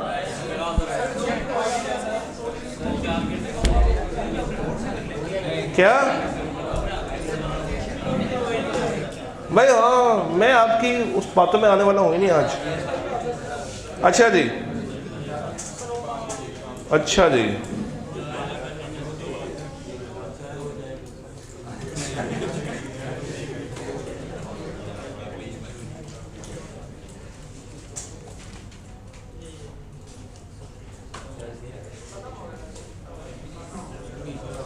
ऐसे थोड़ी होता है।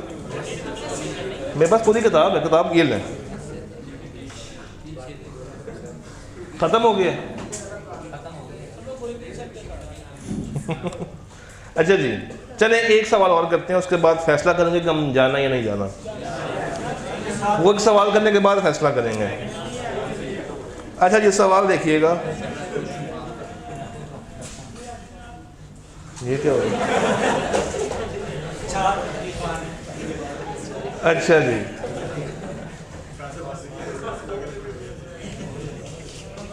जी ये एक सवाल है S18 ATL, इसको मैं ज़रा वो कर दूं आपके लिए,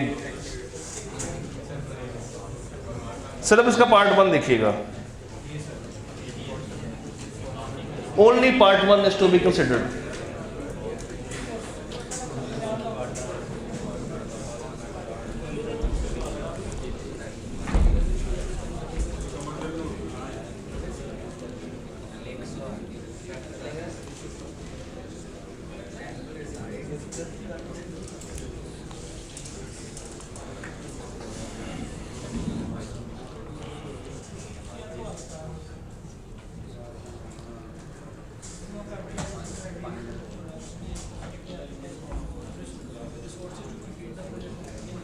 क्या हुआ,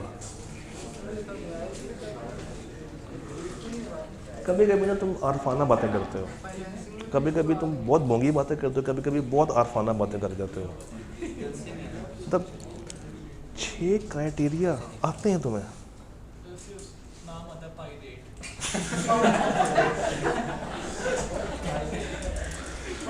अच्छा जी अब अगेन ये सवाल ऑडिटिंग का नहीं है, ये सवाल IAS 38 का है। अब अगर आपको ऑडिटिंग बहुत अच्छी भी आती है ना, ये सवाल आ गया और आपको अकाउंटिंग का वो स्टैंडर्ड नहीं आता, आप अल्हम्दुलिल्लाह फारिग हैं। आप क्या हैं? फारिग। तो इस सेशन से आपने सीखा क्या है कि आप कौन हैं? फारिग हैं। अच्छा जी, कुछ लास्ट पॉइंट सुन लें। अकाउंटिंग स्टैंडर्ड्स देखें, आज की शाम आपके पास है, आज की रात भी आपके पास है, कल का पूरा दिन आपके पास है, फिर परसों क्लास कितने बजे है, यानी कि सुबह से लेकर 2 बजे तक भी आपके पास टाइम मौजूद है। सिर्फ एक काम करना और कुछ नहीं करना। आपने वो अकाउंटिंग के स्टैंडर्ड्स, मैं फ़ौरन से क्लास के फ़ौरन बाद ही उसका लिंक शेयर कर दूंगा आपसे, जी ग्रुप में और काम है, आपसे गुजारिश है कि आपने उसको इग्नोर नहीं करना। अगर आपने इग्नोर कर दिया, देखें ये चीज़ अभी अभी प्रिपेयर्ड है, वो क्या कहते हैं, हथौड़ा नहीं, लोहा गर्म है। तो आज अगर आप जाके इनमें से कोई से 4 सवाल भी लिख के कर लें, तो मैंने बैग बंद करने का तो कहा ही नहीं है इम्प्लाइडली। तो ये सवाल अकाउंटिंग के स्टैंडर्ड्स अगर अच्छे आते हैं, देखें ये कहाँ पे आएंगे, एक तो यहाँ पे काम आ रहे हैं, फिर सब्सटेंटिव में काम आएंगे, फिर आगे जाके रिस्क में काम आएंगे। जब आप निकाल दें ना what is business risk and what is audit risk, तो वो टेक्निकली अकाउंटिंग पूछ रहा होता है आपसे कि IAS 21 में क्या मसला आएगा, 37 में क्या मसला आएगा, 16 में क्या मसला आएगा, 10 में क्या मसला है, 37 में क्या मसला है। तो ऑडिटिंग का पेपर फेल ऑडिटिंग नहीं करवाती, कौन करवाती है? अकाउंटिंग करवाती है। तो I wish you all the best, all the luck. Thank you so much कि आप लोगों ने इस महफिल को आके 4 चांद लगाए। बाहर जाते हुए गले में चाय के पैसे डालते हुए जाइएगा। मंडे को मुलाकात करते हैं, रब रखा।